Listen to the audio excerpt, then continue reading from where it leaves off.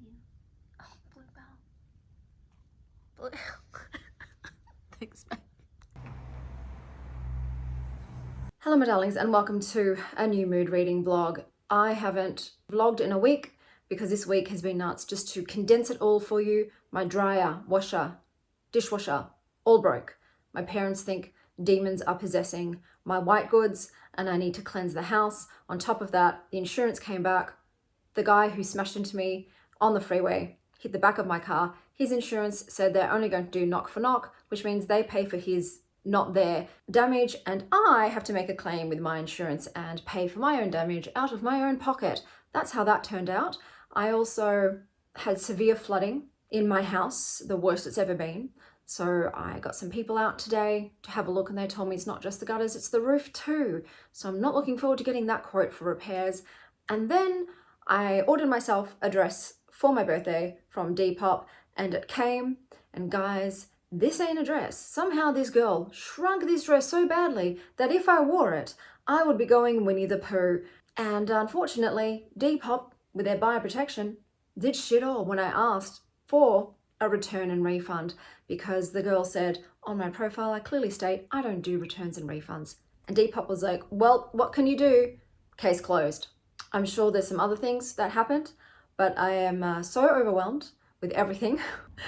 And the hit that my savings account has taken with all of these massive purchases in one go, that's all that I could deal with.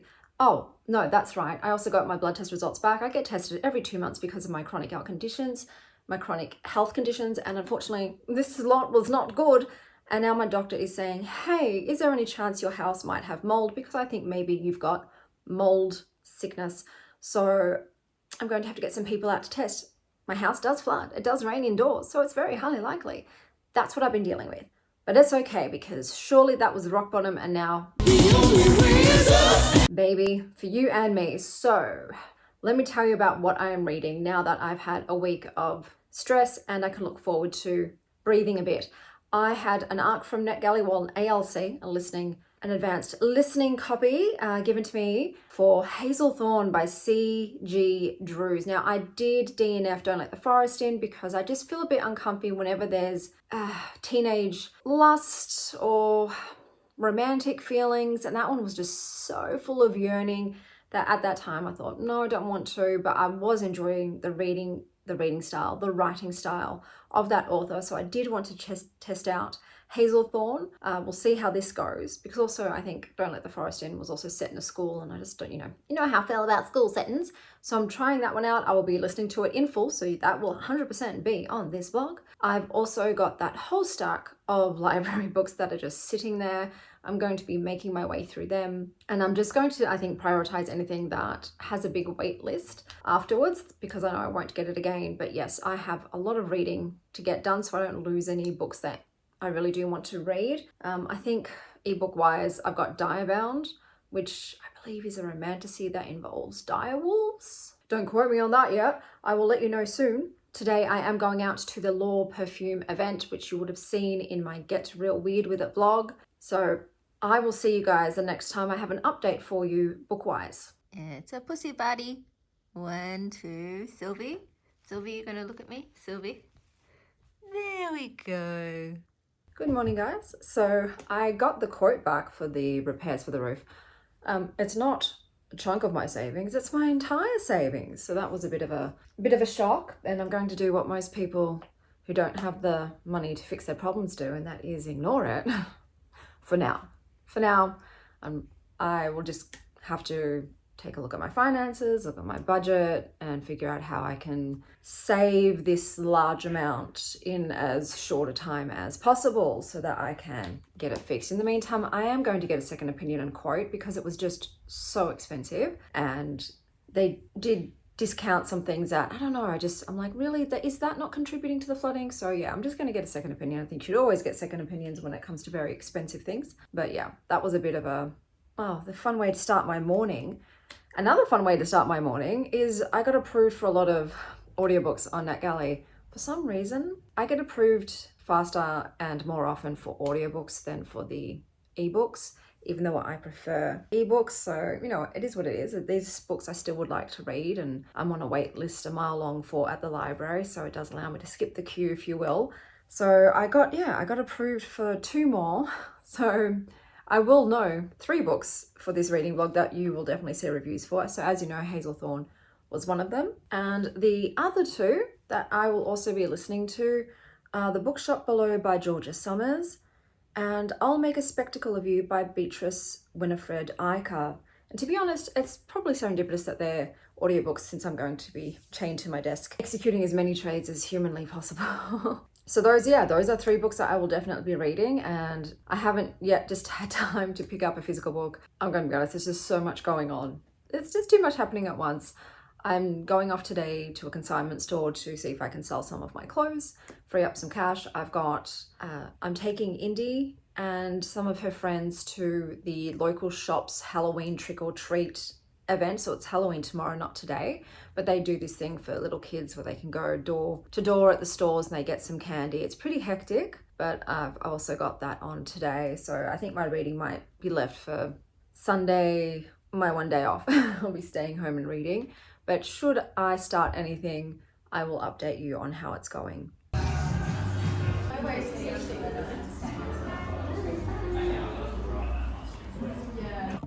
Gluten-free caramel brownie.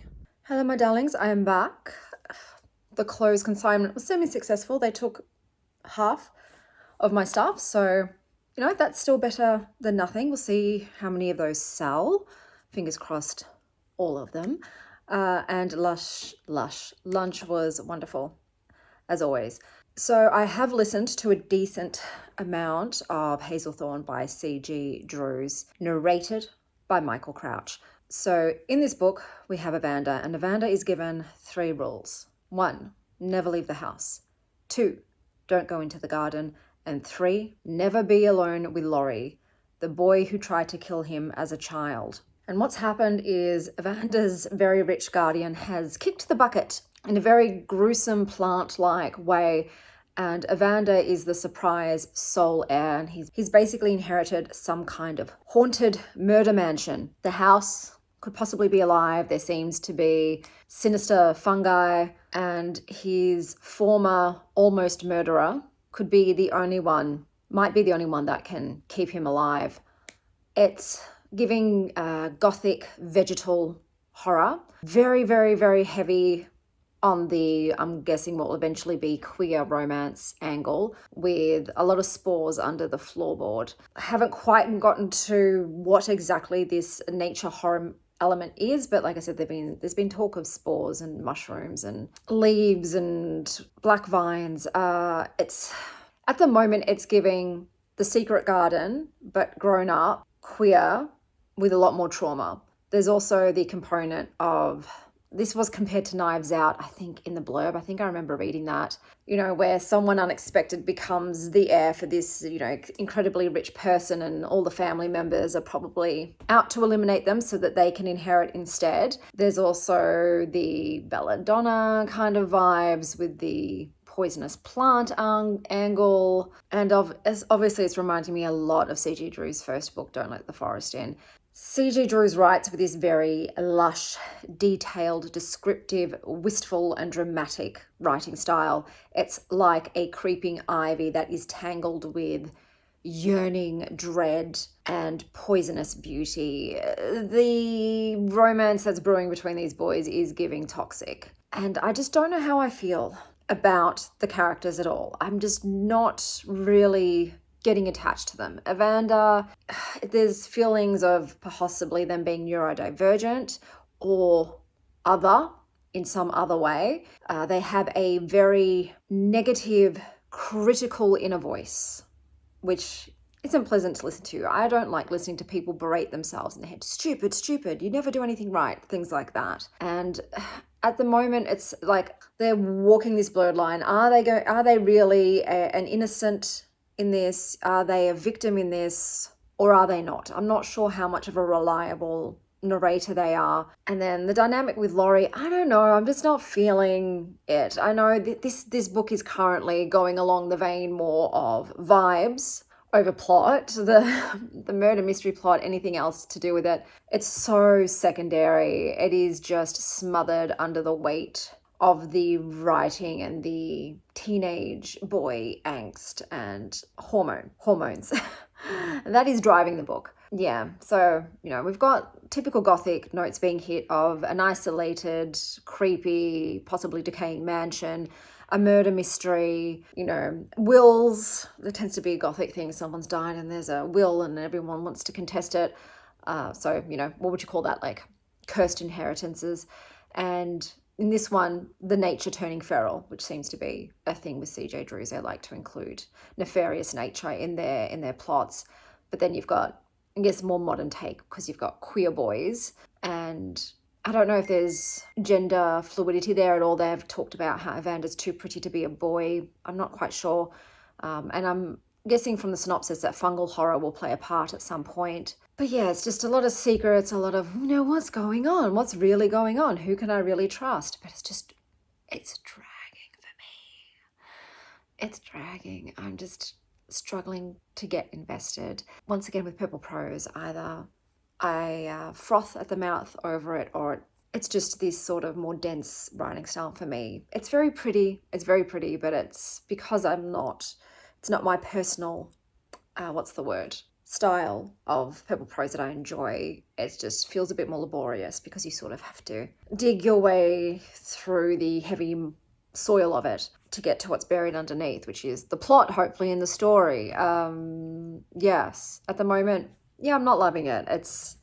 I'm not really a just vibes person in general. If that's the case, it has to be immaculate vibes, but also the writing style would be what is keeping me invested in the lack of a storyline or characters that I'm interested in. If this doesn't work out for me, I think any C.J. Drews books that involve YA teenage boy relationships, I'm just going to steer clear of, because like I said, I'm not coming here for the teenage romance. I was more coming here for the story, the plot line, and the atmosphere. Like, the atmosphere is delivering, but that's not enough.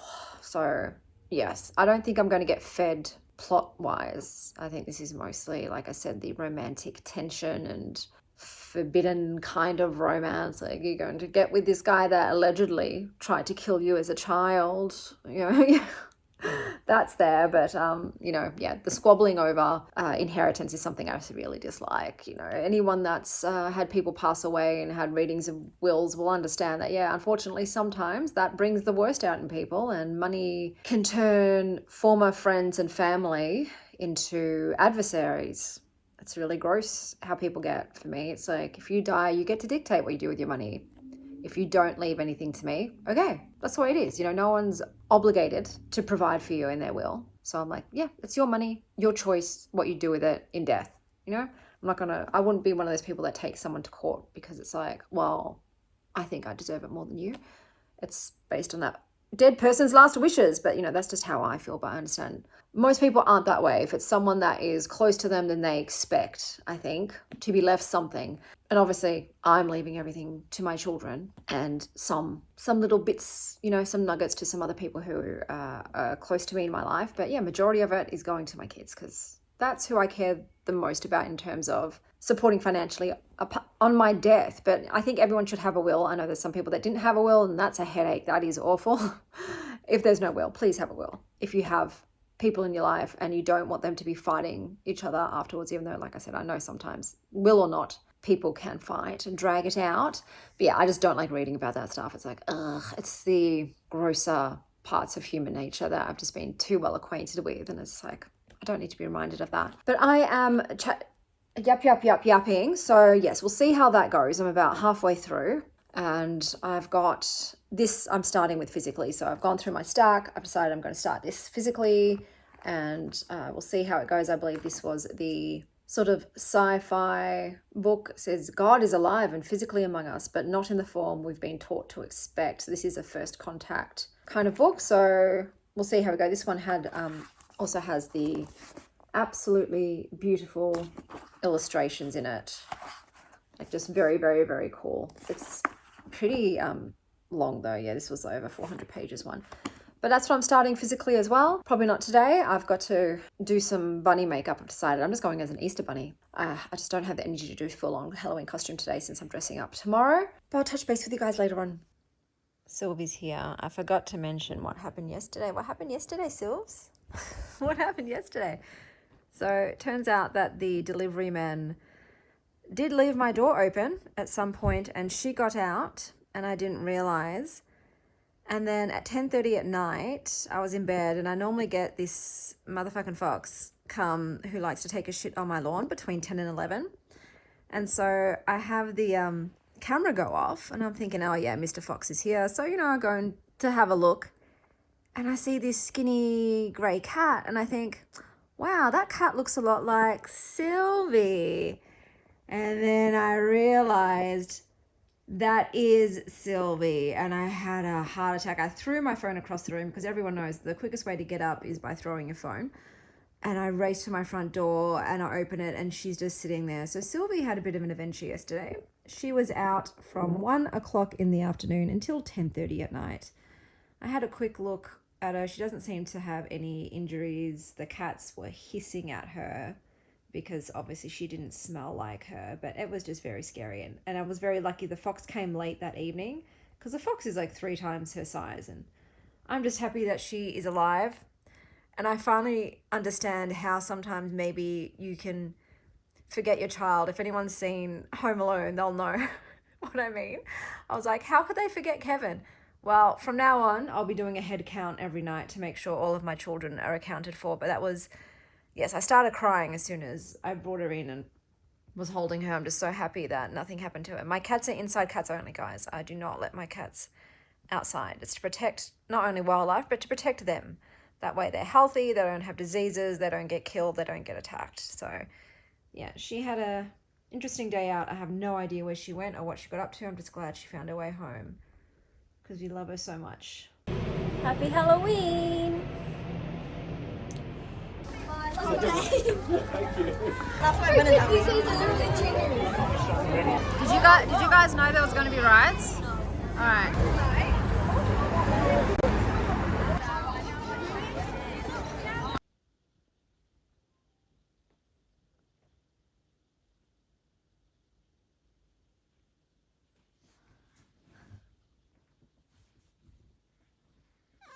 Oh, okay, Blue.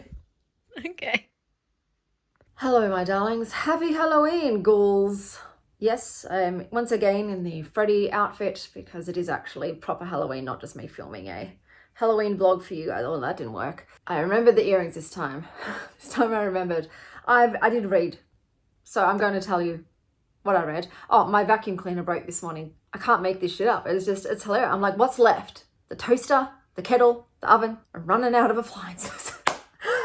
But anyway, let me tell you what I read. So, before I get onto my review, I did start this one. This is interesting. The first chapter of this, it turns out the apocalyptic event in this novel is that all of humanity is instantly resized to the span of a hand span in height. Okay, so everyone is now this height. However, if you had anything in your body or on your person at the time that was not original organic, so think, I don't know, piercings, fillings, you're holding a paper clip, anything on your persons, when you were shrunk down, you were pretty much killed. So only 10% of the population survived the resizing. The honey shrunk the population, and they're all now this height and trying to survive in a world that's clearly not designed for them. And they've now gone from the top of the predator chain to very low at the bottom. Let's face it, even our cats would probably eat us if we were this tall. So I've only read, like I said, a few pages. The first chapter was very short, but I thought, oh, this is what this is about. That's very cool. That's interesting. Expanded Earth. Now I can get a better idea of the title. But I don't think that was on the back of the book. No, that wasn't on the back of the book. So that was a funny surprise. So yes, I started that one. We'll continue on at the moment. Now, what did I finish? Oh, Hazelthorn by C.G. Drews. Yes, this was the ALC. Okay, so I've already pretty much told you about it. Unfortunately, I didn't end up liking it. Yeah, so the inner voice narration of the main character really irritated the out of me. He was highly self-critical, yelling, and he would repeat the words, stop, stop, stop, monster, monster, monster, wake up, wake up, wake up, wake up. And I was just like, oh, this is irritating. This is getting on my nerves. It's getting on my nerves. Like, shush, shush, shush, shush. And that was something also that we went on in his head, because he was always told to be quiet, quiet, quiet. And like, oh my God. Because the overall tone too was just a lot of bickering and fighting. He was fighting with himself in his head. He was fighting with his love interest, Laurie. He was fighting with the money-hungry leeches, of his late guardian. I'm going to shut the door. My daughter's blowing her hair. She's getting ready for Halloween. She's going as Cleo Denial from Monster High. And Indy went as a Genshin Impact character, guys. I can't keep track of what all the characters' names are, but that was her. But what was I saying? So look, unfortunately, the plot of the story was just choked by the weight of the purple prose in this one. Like, the lady was just loving her descriptive sentences and talking about, the viney plant. And she really loved, you talking about the garden stuff. Look, the horror, the body horror to do with the plants, that was cool. That was well done. That made me go, so that was well executed. But this was just, oh my God, just trying to like weed hack your way through the story, like can't see the forest through the trees situation, or get lost in the weeds. I got caught up in the weeds of the writing, if you will. And like I said, it was just very angsty with the boys. I didn't care about any of the characters in this. Not Evander or Laurie, even though they're the two that you're meant to root for. The bad guys in this was so cliche, over the top, stereotypical bad guys. It was very predictable where this story was going as well. So I wasn't surprised by the twist. I think at this point that I am just not the right reader for CJ Drews, because I had similar issues with Don't Let the Forest In, which I actually thought was better than this one, to be honest with you. So I'm gonna let it go unless they do an adult one, not a YA. Just the teenage angst, bro. I'm too old for that shit. Too old. So I might try it, but once again, it has to have a proper plot. I'm just vibes and very lush writing alone. It just is too long for that. If you want to do that, make it a novella. So yes, unfortunately, didn't like it. I just ended up being very irritated about the whole thing. It just took forever for for something to finally happen, for the main character to finally do something. It's like, just do something instead of whining and begging and pleading and running and hiding. It was just like, no, come on boys, suck up and fight your oppressors. But yes, that was that. So that was unfortunately a bit disappointing. However, I have now gone on to the bookshop below. And in this one, it is supposed to be a dark fantasy about grief, guilt, and the intoxicating pull of power. So you've got a lot of dusty tomes, magical ink, and I think there's a enemies to reluctant allies situation going on between these two booksellers. Oh, I guess I should actually say like a proper plot synopsis. So in this one, you have magical bookshops, and a particular one that is very highly coveted has just come on the market because its owner has mysteriously died. And the owner was the prior master teacher to our main character, Cassandra. And some very bad guys have just come to Cassandra trying to get her to help them find this particular bookshop. And she's managed to slip out of their grasp and has discovered that the bookshop is vacant. And I think she ends up inheriting it. There's magical stuff at play here. And the guy that she has to team up with is her super hot rival, who I think owns his own bookshop. I'm not quite sure, but they have to team up. It's reminding me of the Book of Doors. It's a very similar vibe, very similar, setup in the beginning. So it's giving that, at least with adults though, because the Book of Doors, I think, had the teenage girls or the very young girls, and weird stuff about how girls are written. This, I'm not having that in this so far. So look, I'm interested. My curiosity is piqued. There's already been magic at play in terms of inking. So I'm just trying to get my footing and figure the lay of the land with this one. But I just wanted something that isn't as dark as heavy. It says it's dark fantasy, but it's got such a cute, cozy, cartoony cover. So I'm like, how dark could it possibly be? I think it'll be that dark, because that's also a thing with Hazelthorn. It was just really dark and depressing and so melancholic and just, a bit Eeyore, kind of covered in detritus from the forest floor situation, just moss heavy, dragging you down with the weight of the sodden roots of it. But this one, yes, I'm hoping it's a bit of a change. Once again, after this one, I'll make a spectacle of you. And then we'll see how I go with this. Give it 50 to 100 pages. to see if it grabs me, and then I'll let you know. Starting to get back into my reading routine. I've decided though, I'm also going to be alternating Get Real Weird with It and short books, those two vlogs. I thought I could, go down to doing 3 themed vlogs, but the issue is what I'm finding for myself. It's just the deadline pressure of those vlogs, because I have to choose specific books that fit the theme of those vlogs, and then I have to read those. I don't have the DNF power that I do with my mood reading vlogs. And my mood reading vlogs, I'm going to change the format of those as well. Decided next year I'm going to just do film a week, and however many books I read in that week, if it's 1, if it's 5, that's what it is. So that way I always know when that can finish, because that's been the downside of those, is I've been trying to, find 5 books, and sometimes those mood reading vlogs have gone on for 2 weeks. It's taken me 2 weeks to read 5 books in full. So I just need to do what is easy for me. This isn't my job. This is a hobby. And even though I am monetized, everyone will tell you on YouTube, you make peanuts, okay? I don't even make enough a month to buy a book.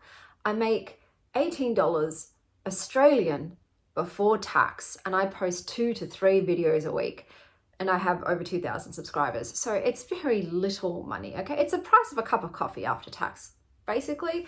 So this is, just for fun, and I'm overloading myself. This month has really put into perspective when I've had all these external unfortunate things happen, and I realized I can't keep up with the filming schedule to read the books, to film the content. I actually was putting myself on under pressure to get it done. So going forward, each month we'll have 2 themed vlogs. Every now and again I might throw a third something in there depending on the season, as in Halloween I did a specific Halloween vlog, and in December I did a 12 days of Christmas. So there might be a random one thrown in there if I feel like it, if I'm motivated, and then some mood reading vlogs because I'll be doing a week at a time and then just posting whatever is up. So that's a lot more doable for me. That way I'm having far less books that I have to read over whatever I feel like. And that way too, I can get to more of the library books that come in. Because as you know, sometimes I just don't get to get to the books that have come in, because too many have come in at once. And then to go back on the waiting list, I'm 90th in the queue. And that guts me, for the new releases I've been waiting for. And then, oh no, didn't get to it in time, unfortunately. Say goodbye to that. So yeah, I'd like to be able to, get to what's coming in that's taken my fancy currently, rather than prioritizing these themed books, which aren't always my cup of tea personally, but I still like doing them. There's still value for me in doing these themed vlogs. I do sometimes find these books that I would never have otherwise picked up if it weren't for these vlogs, and that makes them worth it alone, So we'll continue to do them, just 2 a month, and I'll alternate between them. And yeah, I'll just, play around with my videos and content scheduling, and find a good balance for me that works for me in my current life and lifestyle, especially as it's coming into summer, and my favorite season. I know it's not a very popular season with a lot of people, but as someone who runs horribly cold, it's the only time in my life that I'm not in pain temperature wise, and I'm normally in better health because the vitamin D helps everything for me. So I was being a bit cheeky with that. So yeah, and I'm going to be out and about more often because the weather is conducive to me leaving my hobbit hole. Oh, I just licked it. So yes, it's Halloween today. I know you're probably like, whoa, October, and it's posted in December. Yeah, I've also been trying to batch film now because I know December's going to be so incredibly busy for me that I'm not going to, have much time to read or film. So once again, I've probably been burning the candle at both ends at this point, but trying to think ahead, try to plan ahead so everything continues on smoothly. But yeah, so kids are going trick-or-treating this evening with their dad and their grandma. I'm manning the house, so the trick-or-treaters who come here won't leave empty-handed. One time I left candy outside, and look, kids be kids and some of them be greedy, and that bowl was emptied way too fast, and I was like, that was a mistake. I'm gonna have to hand it out. And I'm not stingy. I'm like, grab a handful, but when you leave a bowl out, they be grabbing more than a handful. It was literally gone in and out. I'm like, come on guys. So yeah, this way I'm like, happy Halloween, and they grab a whole handful of candy and put it in their bag. So I will touch base with you guys again when I have some news for you. Hey, Blue. I love you. You're so cute. You're so cute. I love you. Thanks, I appreciate it. This is our massive taste test food haul that we're about to do. I'll tell you the winners. These are my winners. This was milk. Is it called milk bread? Maple bread. That's already gone, so I can't show the photos. That was bread. That was great. Lasagna chips just tastes like pasta chips, but these were my favorite. So multiple cheese sticks that are kind of like twisties but better. Okay, so I listened to a little bit more of the bookshop below. I'm continuing on. Obviously, it's an ALC. I will be continuing on no matter what it's like. Our main protagonist, she's a bit brassy, a bit ballsy, a bit morally grey. She will steal your book and sell it on the black market, but she's very much decided she will be the bookshop's new owner and has signed her name in blood. The magic system is still confusing to me. It involves reading and I think magical ink, but I haven't really gotten a grasp on it yet, or the world at large, so to speak, because we've only had her dealing with other nefarious book dealing people. She's met her rival bookseller Lowell, who also was invited to become the new bookshop owner, but she beat him to the punch and he's none too happy about it. He seems a bit more uppity than her and she's a bit more street rat. Excuse my hair, it's wet and it's frizzing because I just had a shower. So yeah, I'm going to continue on. The pacing is a bit, I don't know, like someone casually browsing books at a bookstore kind of thing. We went to the Asian supermarket and grabbed a whole lot of things. I find the most success with their sort of cheesy chips, so I might stick to that. Although that salt bread, milk bread, whatever it is, that was good, even though it's gluten. Yes, I will pay for it, but I wanted to try it. So I did, and now I've got to take kids to a kids party. Got to take down all of the Halloween decorations because it's over and it's November and it's my birthday party next week. So, I just ordered my birthday cake today, and why cake's gonna be so expensive? I actually thought maybe I should just make it myself, but I don't need that kind of stress right now.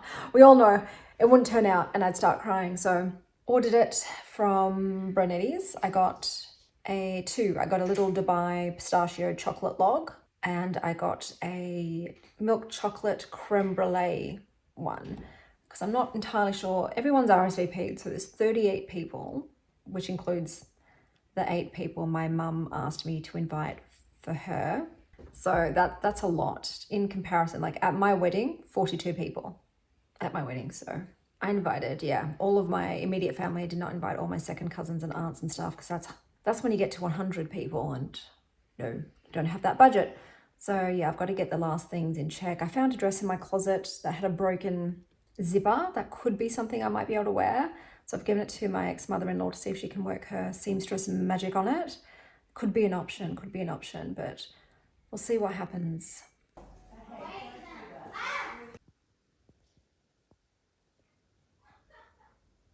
Hello, my darlings. Let me update you on what I have read because I did finish. Have I updated you on Hazelthorn? I think I did. The Bookshop Below by Georgia Summers, and this was narrated by Gabrielle Nellis Payne. So all of these arcs, even though I just got approved, all these books are already out. So maybe it's because they're the audiobooks that they're just come onto NetGalley later. But anyway, all these books are out. So let's talk about this story now that I've finished it and I got a better idea. So we have our main character, Cassandra, and she goes by 2 aliases. Cassandra Fairfax, who was the orphaned child adopted by the previous owner of the bookshop, and then her alter ego, the thief that went rogue and started stealing books, Cass Holt. And somehow this woman is surprised when people put 2 and 2 together and realize that Cassandra Fairfax is also Cass Holt, even though too she did nothing to change her appearance. That's just so stupid to me. It's like, yeah, bitch, they're gonna know who you are. You look the same and you have the same first name. It's pretty easy to put 2 and 2 together. So in this world, books seem to have magical properties, and by reading them, you get those properties. So maybe it extends your life, or I don't really know.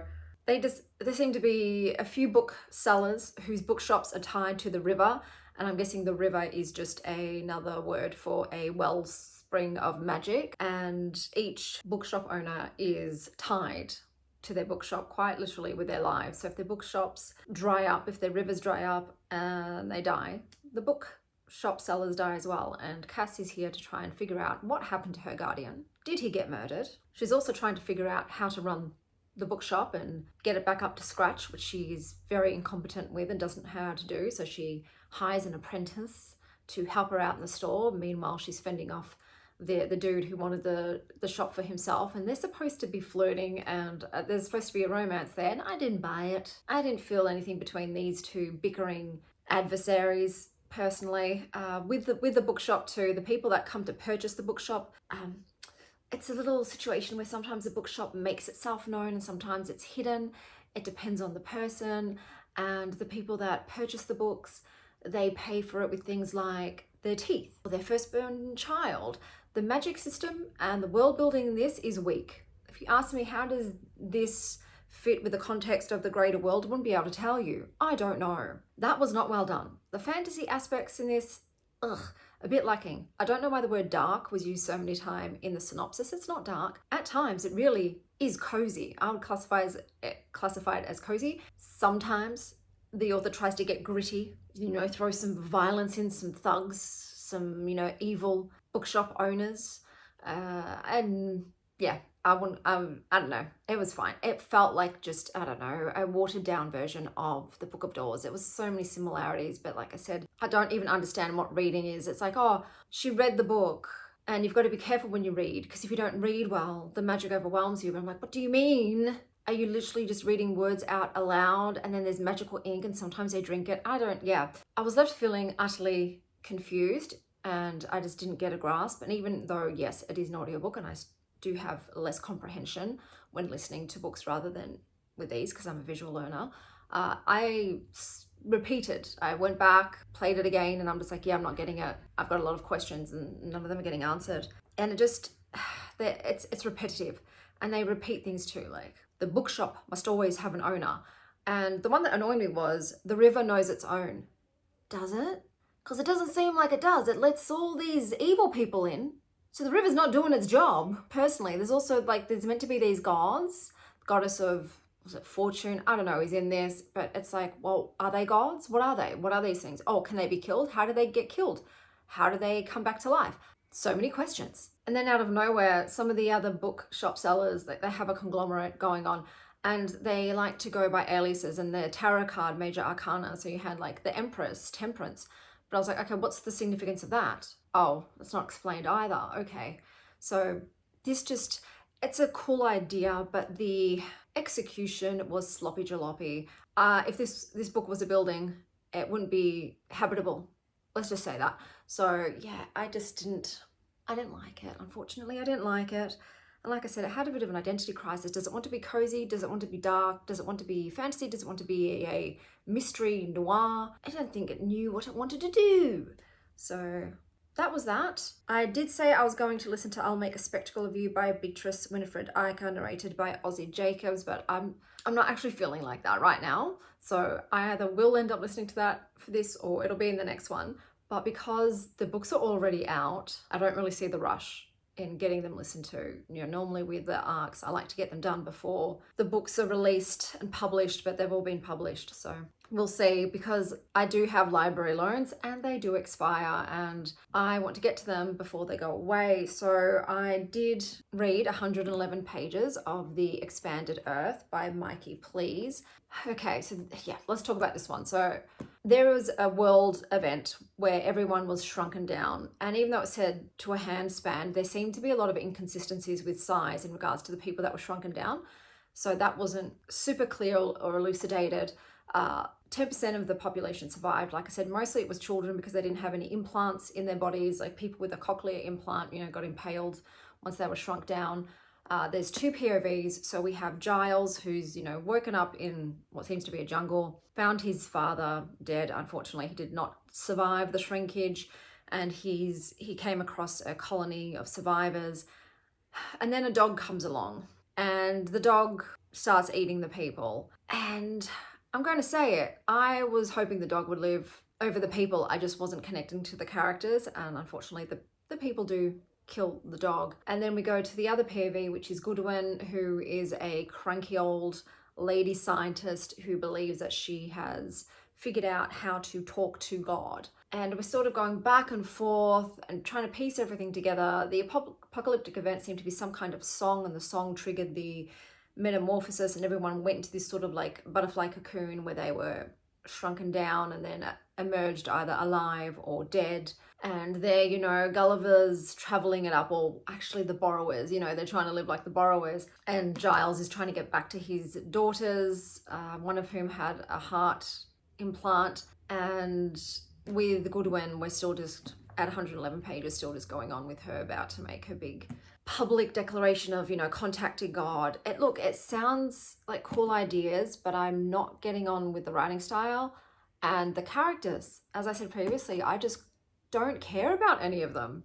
I'm rooting for the animals. Like, there's another scene where a cat kills someone and I'm like, yeah, kitty needs to eat. So I'm deciding to DNF it, because I've also found out, even though this looks like it's meant to be a standalone, I saw a comment and they're like, oh, by the way, it's not a standalone, it ends on a cliffhanger, there's a book 2. And I'm like, oh, that's a bit cheeky.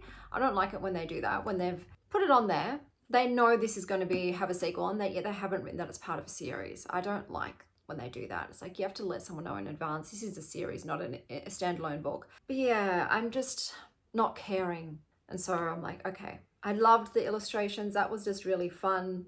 You know, they're very simple, but it's just nice to have pictures in books. But yes, unfortunately, I am deciding to DNF that, because I just have so many. I have so many books that have become currently available that I don't want to continue on with something that I'm feeling incredibly meh about. So I have to go on to Diabound by Sable Sorensen, because I've only got 1 week now to read it. I've got 7 days.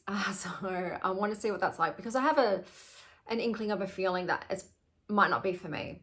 Okay, it's a romantasy. I don't know if it's YA, but I saw something about trials that she's competing in to become part of the King's Army to further her own gain. So I don't know how it's going to be. So I'm going on to that. I also got to listen to What Blooms from Death by S.M. Gaither. So I am an hour and a half into this one, because once again, I've got to give it back. And so far we have, I think her name was Bella Nova, but she goes by Nova. And she's a princess, and she has shadow necromancy death magic. And her father and mother, the king and queen, have betrothed her to the king of another land, and he is basically the king of light. He has light powers. And so they've had a meeting, and you know what, she's vibing with it. She's like, this is fine. And he's in, you know, they've gotten engaged and they're in the ballroom, whatever. And all of a sudden there's a big kerfuffle, there's a big explosion. And when the smoke clears, the King of Sword has shish kebabbed her daddy through his heart with his golden sword. And right when he's about to do the same to good old mama, Nova tackles her mother to the ground and just explodes her magic out. So she's had this thing where she's always got to keep control of her magic, and, you know, struggles to control it. She's just let loose. You know, the rage, seeing her father skewered, has set her off, and her magic seems to pull the sword and King Alexander into some sort of cavern in the middle of the ballroom, and her father's dead body falls into it. And everybody else seems to be in some kind of sleep stasis curse. So think Sleeping Beauty. Her kingdom is now frozen in this state.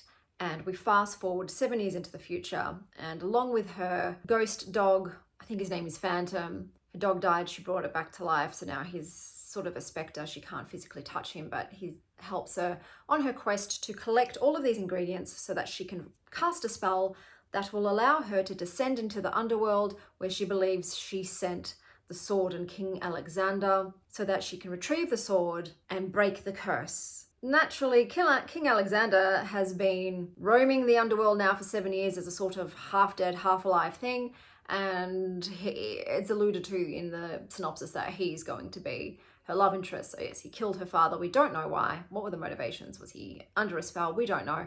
And she has sent him to the underworld. So that's giving Hades and Persephone's vibes to me. So we've got Sleeping Beauty mixed with Hades and Persephone. At the moment, it's absolutely fine. You know, it just feels like a typical fantasy, you know, romantasy, but that's okay. I'm finding it entertaining, and I just want to see what happens once she gets into the underworld, and what is the relationship going to be like, because that's the make or break with a lot of romantasies. Am I going to ship the people together, or is it giving me the ick? Am I rolling my eyes? So this is a massive book. Like, the audiobook is 22 hours and I'm only an hour and a half in. Hopefully I can get it listened to before it gets returned, because on Libby they just take it off you just straight away. As soon as your time's over, it's gone.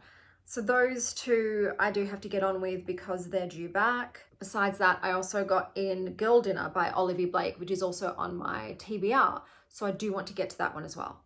So those are the three that I'm going to be continuing on with, and I'll let you know as I go. I'll keep you updated. Today I dropped Indy off at a birthday party. Valentine has some friends over at the house right now, and then I'm going on a date. So I was about to delete Hinge. I tend to do this every summer. I don't have the dating app whatsoever. I just like to live my life in summer, and I go out and I enjoy the weather, and I don't want anything else taking my attention and energy away. So I always delete it, and then once, you know, the end of autumn rolls around, I'm back in my hobbit hole because I don't like the weather. I tend to go back on the app. Anyway, I was on the page ready to go delete Hinge profile, and then I got a like, and I thought, well, I have to just check, you know, I have to see who this last second liker was. And look, their profile was good enough that I thought, let's just have a conversation, and if the conversation sucks, I can delete the app. Well, the conversation was fine. You know, it's not amazing, but it was pleasant. And we just been chatting, and we're going on a date today. So we're just meeting for a drink. Well, I get lemon bitters when we do that. And I'm going to Naked for Satan because I've been there, I'm comfortable, and it's halfway between both of us. So, you know, equal distance, and we'll see how we go. If it's not a match, then we'll delete the app and be free. If it is a match, I will still delete the app because I'll go off app if I decide I want to see the person again. I go into these with zero expectations. So yeah, I've got no expectations going in. I'm just going there to chat to this person and get to know them a bit better, and just to see, obviously in person, if there's a vibe, if there's attraction, is it someone I'd like to see again? If not, it's all good. I'll just enjoy my spring and summer, and I'll say enjoy my spring. Today it's 32 degrees and very sunny, so it's a very hot day. Tomorrow it's going to be 15 degrees and flooding. That is Melbourne weather. It's two extremes. So unfortunately, this rest of the week coming up is predicted to be extremely heavy rains. I have another person coming to give a quote midweek, but it looks like I'm going to just be expecting a lot of water damage in the meantime. So I'll have to stay at home. Any day that is going to be forecast more than 5 millimeters of rain, I have to stay home. And there's days where they're expecting 20 millimeters or more. So yeah, I have to be on hand, all hands on deck, you know? But yeah, I will, yeah, when I come back home, I've done it kind of early because I don't like to go out late on first dates. I preferably like to just do coffee at a cafe, but because it's a Sunday and I had the kids' parties and that all during the day, I've done early evening. But because it's daylight saving, it's still going to be daylight. I like to get home while it's still daylight. I don't like driving home at night. It makes me feel icky and exhausted. So I will give you an update on how my date went. It's with a man. Did I say that? I don't think I said that. So this was with a guy, and I'm going to call him Mr. Pizza because it says he's a chef, and in two of his photos, he's spinning pizzas. I think he works at a pizza restaurant. So yeah, I'm going to call him Mr. Pizza. So fucking cute. And yeah, I'll let you know. I'm probably going to continue listening to the SM Gaither book while I'm driving in the car and driving home. And I'll touch base with you later, guys.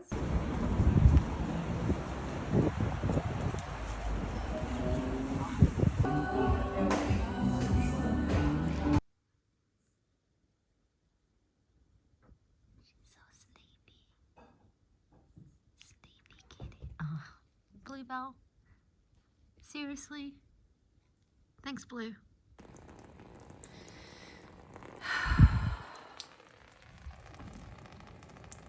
Fun times. This is what I'm dealing with. So I started doing this. This is filling up every minute. So a big thank you to Tom for gifting me this book. How cool is this? Oh my God. It's got green sprayed edges. It's got this very cool rainbow holographic thing. It's got a tree, and then it's got some beautiful maps. Let's see if it's the same on the other end. I'm pretty sure it would be. Yep, I am 100% going to be reading this. I am so stoked for this. I'm expecting to cry. I'd be very surprised if I didn't cry.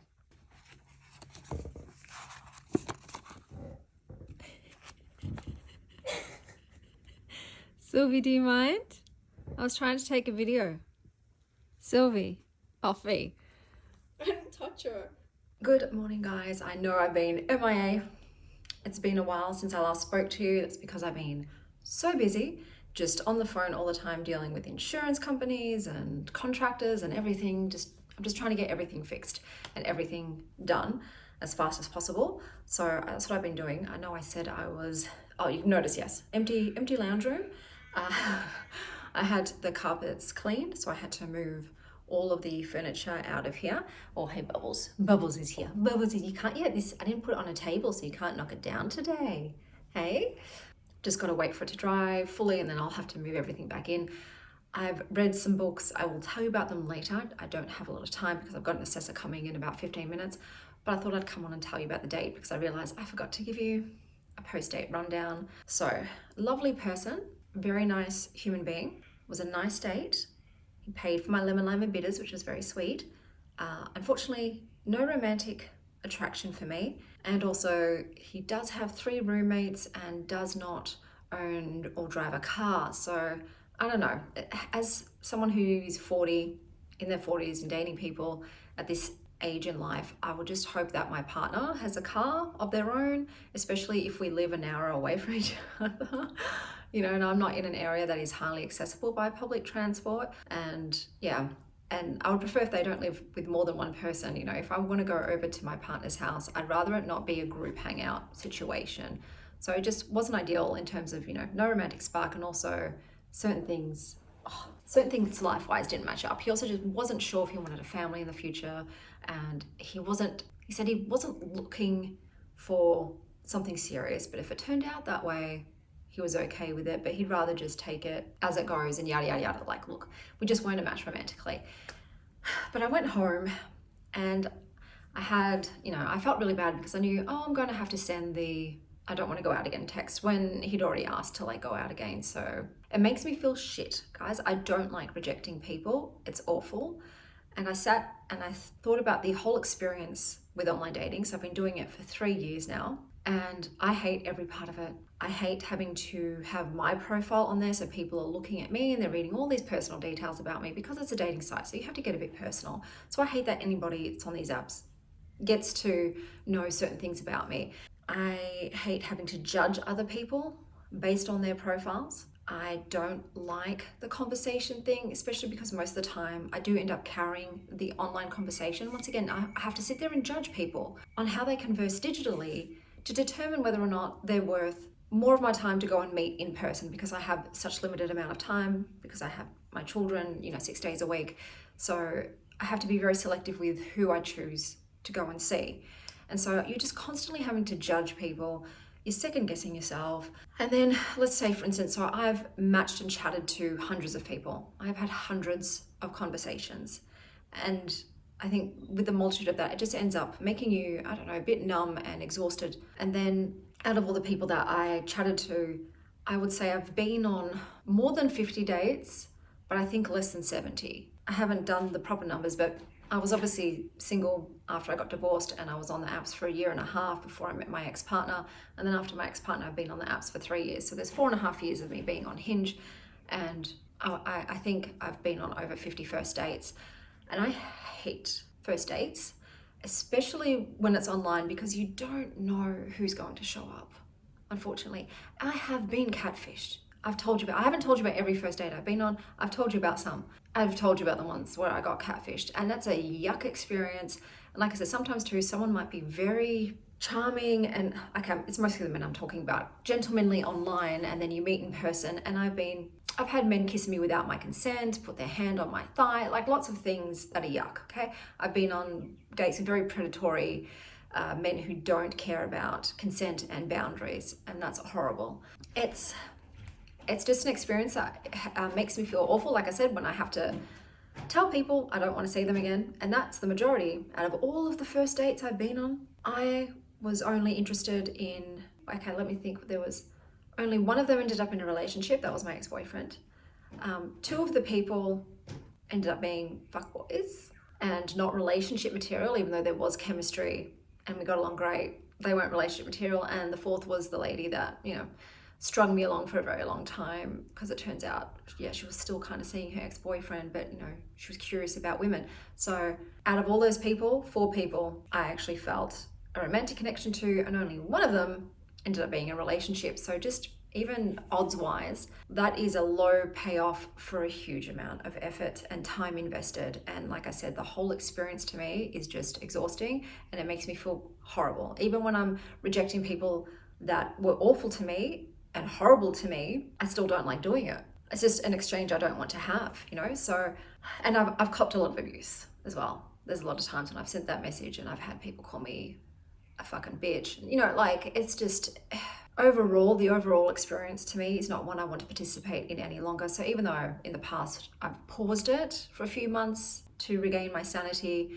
and come back, I am not going to be coming back. I've decided what's best for me and my mental health and just my life is not to be on dating apps. Like I said, I've been single for 3.5 years now, and I've just made peace with that. So yes, I have needs that are obviously not being met, but I guess, you know, the Hitachi magic wand is just gonna have to do for now. You know, I'll make do. So for me, I'm leaving the fate of my love life in the hands of the universe.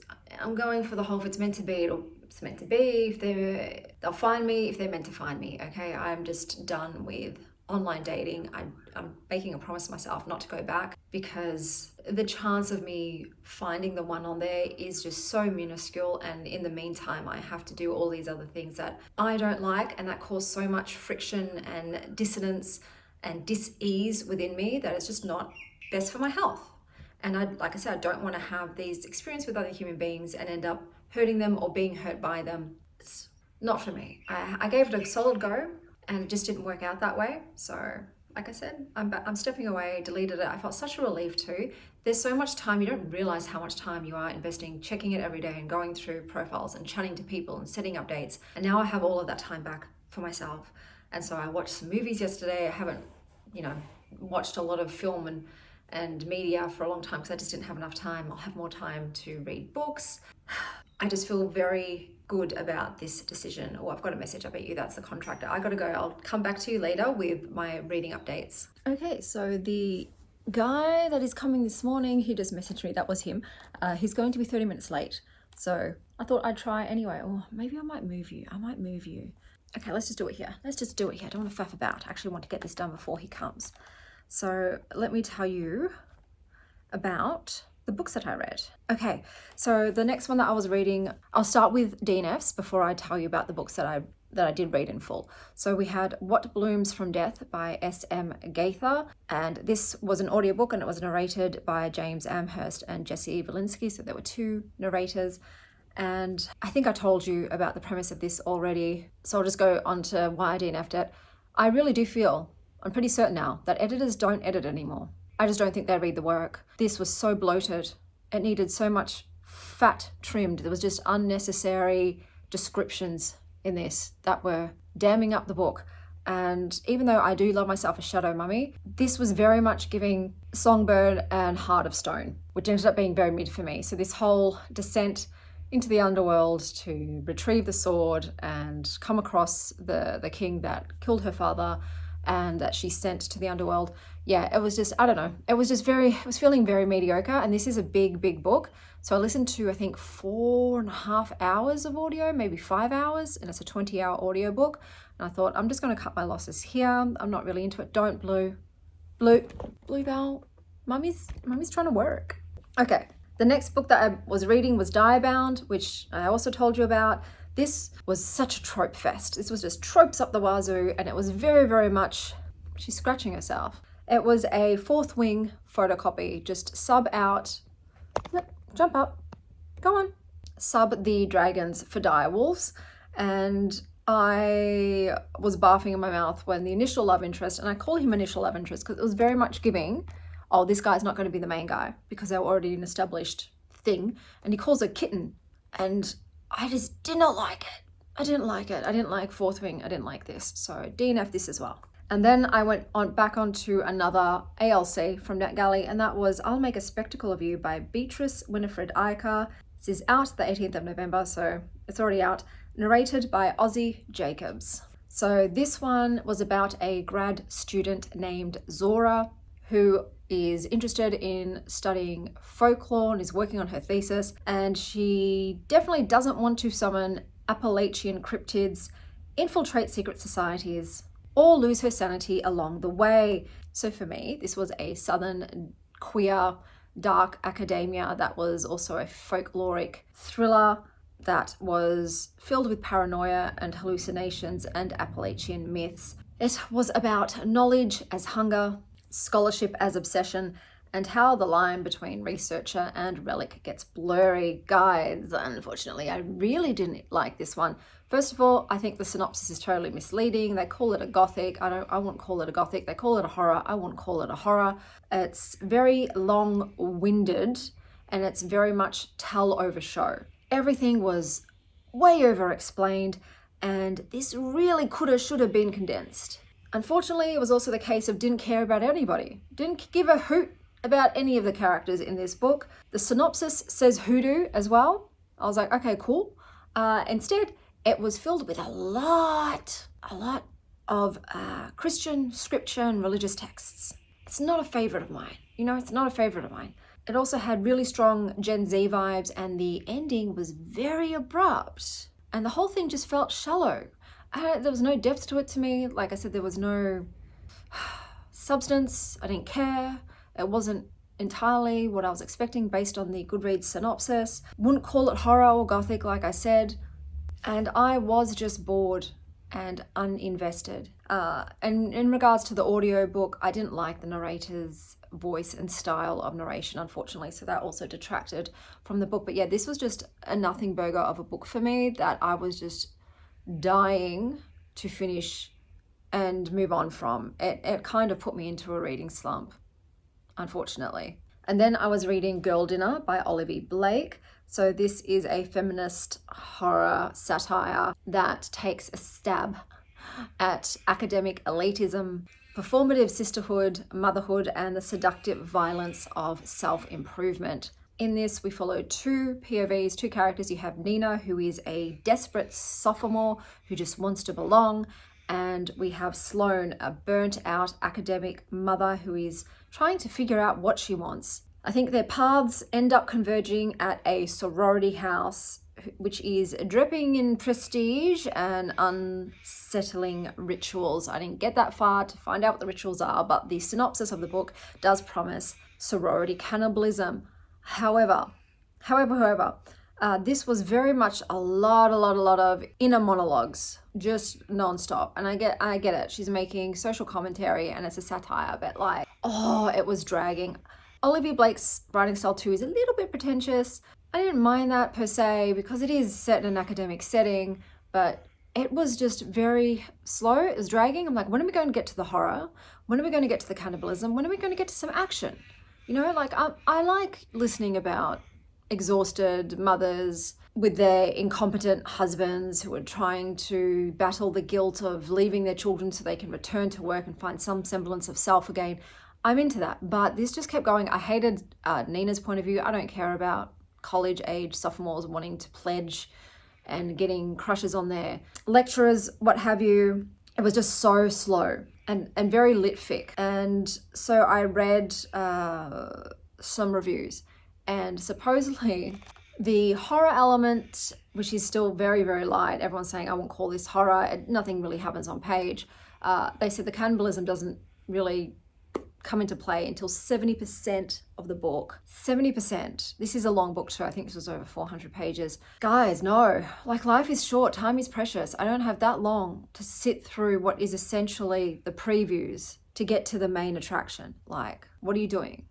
Yes, you're talking, you're yapping. It's a yap fest. That's what this book is, an inner, internalized yap fest. And unfortunately, I just decided, no, it's not worth it because what people were saying about the ending didn't make it worth it to me. I pieced it together. I didn't even have to go into the spoilers to guess. So then I skipped ahead myself and I decided to read the ending and I'm glad I DNF'd it. It wouldn't have been worth the slog for me. So that was another DNF. And now we're onto the books that I did finish and the books that I'm currently reading. So we've got The Hallow Hunt by Margie Fuston. So this is a sequel. I can't talk a lot about the plot in this one, but the first book was set in a world where there are humans, vampires, and witches. Vampires and witches hate each other, but they both need humans to survive. So the vampires need humans to feed on for their blood, and the witches need the humans' blood to create their spells, to do their magic. So there's this once a year game to try and appease the humans by allowing the humans to try and kidnap either a witch or a vampire. And if they do so, they can return them to the opposite side, so they can take a witch to the vampires, and the vampires will give them riches, or they can take a vampire to the witches, and the witches will perform a spell that allows them to bring a loved one back from the dead. So we have our main character, I've forgotten her name, whatever, and she had a sister that was death cursed. She had a sister who was dead. She wanted to bring her sister back from the dead. And so she went about and she kidnapped a vampire. And unfortunately, she ended up falling for the vampire. But things were very messy in book one. I loved book one. It was fantastic. Things got very messy. And she did some things that I was like, fuck. Like, I understand you love your sister, but Jesus Christ, you really did go, you know what? Everybody else is collateral on the way for me to get my sister back. Like, she was ruthless. So I was very invested to see how this would go. I think that's the guy. And unfortunately, this fell flat to me. It felt like these characters were not the same characters in the first book. I was like, bro, why are you acting that way? You wouldn't do that. Yeah, I think this is definitely the guy. I might have to just quickly turn it off and run. Okay. What else? It had, lots of messy X energy because of how things ended in the first one. It was another scavenger hunt situation. It wasn't a competition, but certain people had to work together to find a certain something. It was a lot of, high stakes angst going on, emotional whiplash. But the dialogue felt very contrived as well and just odd.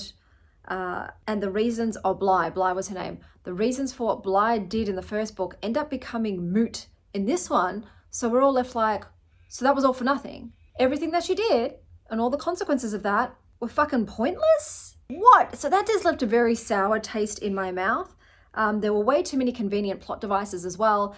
Very convenient character deaths to pave the way for other romances to develop. And everything just felt very messy and slapped together. Okay, this is the guy. I'm going to have to go. I am currently reading The Everlasting by Alix Harrow. So this is about a time-traveling historian that catches feelings for a long dead knight and becomes her biggest fan. I am loving this, thank God. I'm particularly loving too that this has illustrations, guys. This has illustrations. So I'm already invested. I feel like this is going to be a banger, which, like I said, very, very happy for. I had a good feeling, which is why I just pre-ordered this thanks to Tom. So at the moment we've got, what's his name? Owen. And Owen is a scholar. This is set during a world war. This is a different world to ours. And he's gone to the war. The war was very horrific, as you can imagine. But he's now gone back to his academic studies and he's trying to uncover things about the myth of Una the Everlasting, who was a very famous knight that pulled a sword from a stone and became the Queen's champion. And he has this kind of personal fixation. There's a yew tree involved, and I love yew trees. It reminds me of the monster book that I love, which I can't recall the name of it this time. But yes, at the moment we've briefly seen Una and her sort of genesis, her origin story. And now we've gone forward in time to Owen, and I assume, time travel, the two will meet, will happen, and there'll be a romance. But I just love the writing. I like the way she tells the story, and it's giving a little bit of, what's that book? Divine Rivals. It's reminding me of that a little bit. There's a little bit of that going on, but that is what I'm currently reading, and I will finish that book. That will be the last book for this reading vlog. I'm going out and about today. I've got a whole bunch of insurance assessors coming over to assess the damage to my house. So you'll see my out and abouts in the short books reading vlog, and I'll see you guys once I've read some more. I'm only 50 pages in, so I'll give you an update around the 150 page mark perhaps and let you know how I'm feeling about it. Okay everyone, I'm back. I didn't do what I had hoped to do. I got the inspection time wrong. Hey Sylvie. So that was for nothing. And then one of the inspectors was running late and the other one's going to be coming early. So it's a schmozzle. And then I accidentally returned the wrong books to the wrong library. Luckily the librarian spotted it and said, hey Chanel, because it was my old crew. They're like, Chanel, you've dropped some stuff off here that ain't ours. And I'm like, I'm on my way. I'll come and get it. So I did that.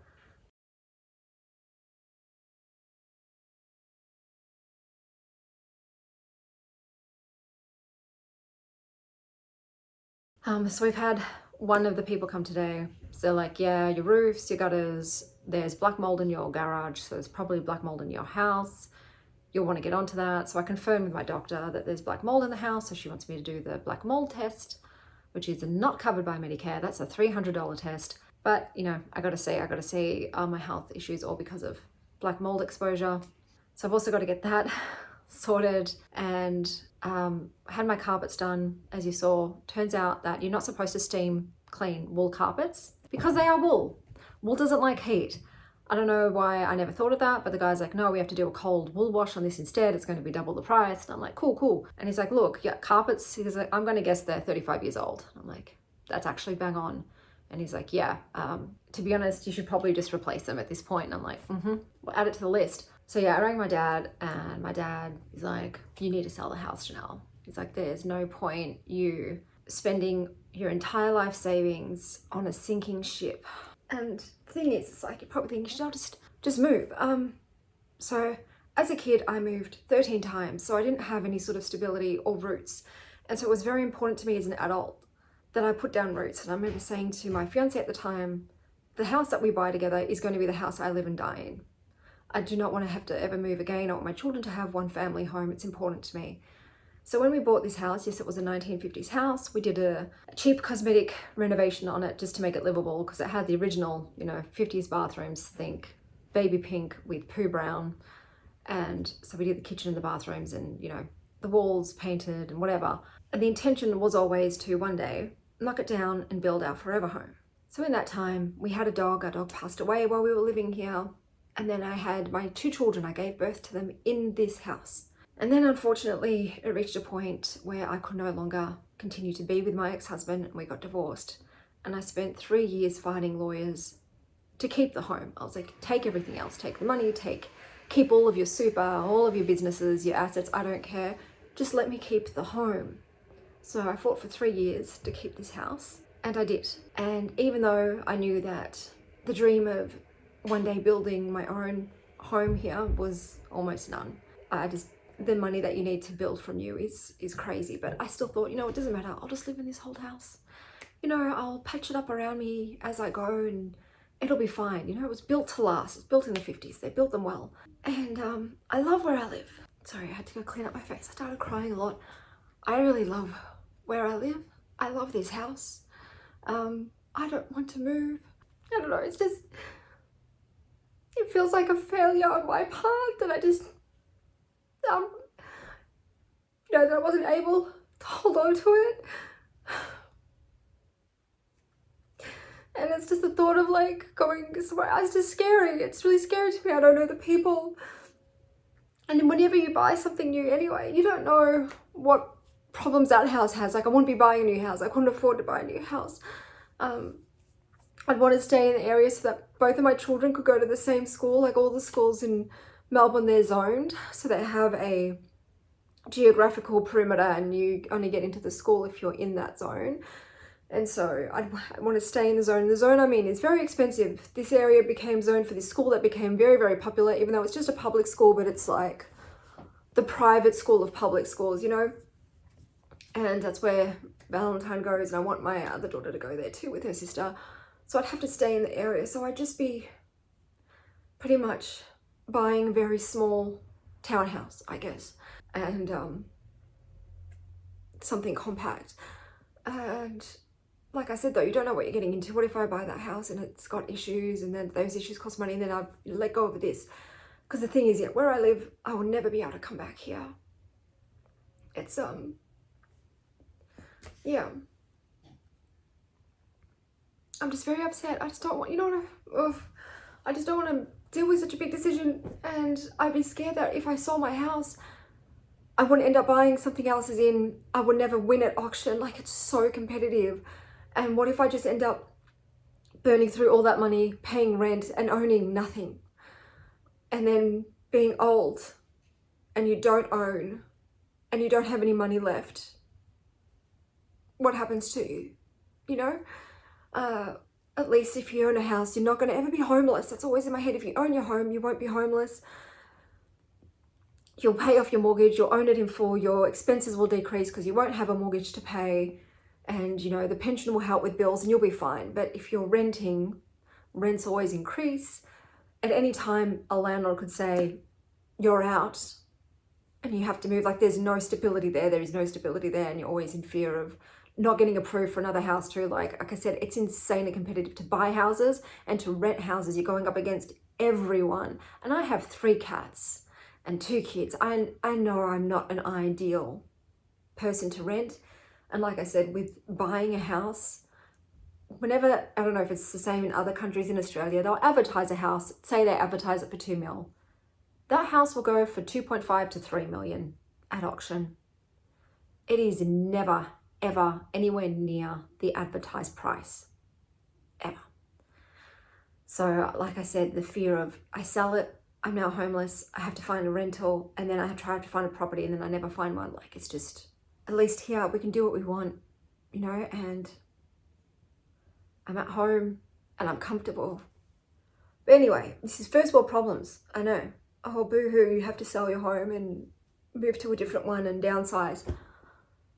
I get it. It's just overwhelming, you know? Like, I get it. Everything that, whenever they come, it's like more problems. Everything's breaking down because it's an old house. It's, how old is it? 1950s, so 75 years old. And it's just me. I don't have a partner to, like, you know, help with the renovations, and I only have so much savings. I had, you know, like, I went through all those years of chronic illness and I couldn't work. And so the savings were depleted, and we had the pandemic and everything else, and I had 3 years of legal fees, and I'm just not where I wanted to be. I spent my whole teenage years and adult life working and working hard to have a financially secure future, to be able to retire young and own outright. And then, yeah, divorce just decimates that. You end up going back to square one almost. And it sucks. It sucks when, like, your partner just didn't do what they promised to do. And yeah, I think I just need to have a sook, have a cry, and just have a big think. What am I going to do? Am I going to spend all the money I have trying to fix the holes in the house and hope no new ones spring up? Or do I bite the bullet and let it go? I get really attached to my shit too, guys. Like, the house's name is Trixie, and I love her, and yeah, like, I spent so much work into her and into the garden and into creating a life here and memories here. And like I said, I had a vision of growing old and having my grandchildren here if I have any, and it's hard to let go. It's like when you get divorced, you have to let go of the future that you thought you had with that person, and then same thing when you move, you have to let go of the future you thought you had in the place you're in. And unknown is really terrifying to me, but I've got to go because I know I'm being ridiculous and dramatic. I just need to eat some food and have a sleep. But yeah, I'll see you guys later. Don't worry, I'm fine. I'm fine. It's just I get overwhelmed with a lot of information at once and change.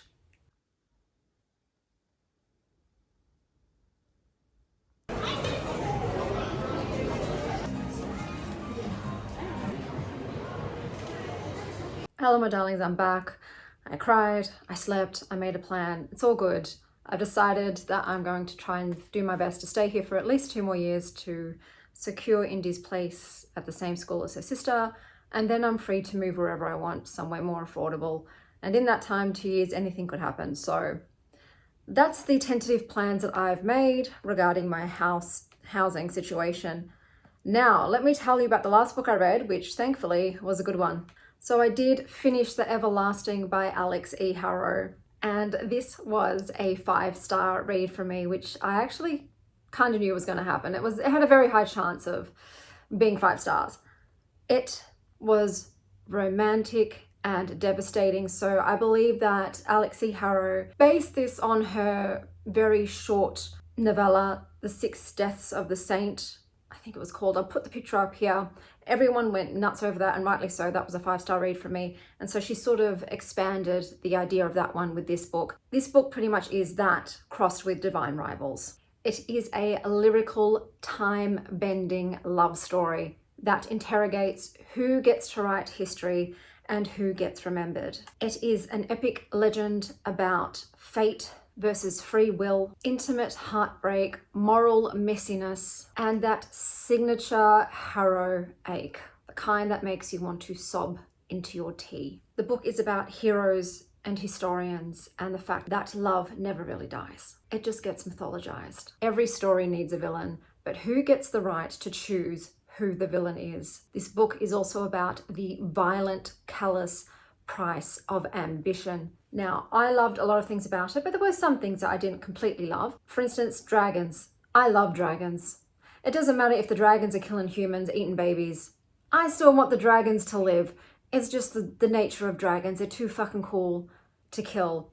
Unfortunately, dragons are killed in this, as is a horse, but let's just say, I don't want to say it's okay, but things kind of work out. So with this book, the ending is satisfying enough to be worth the suffering we were all put through in the rest of the book.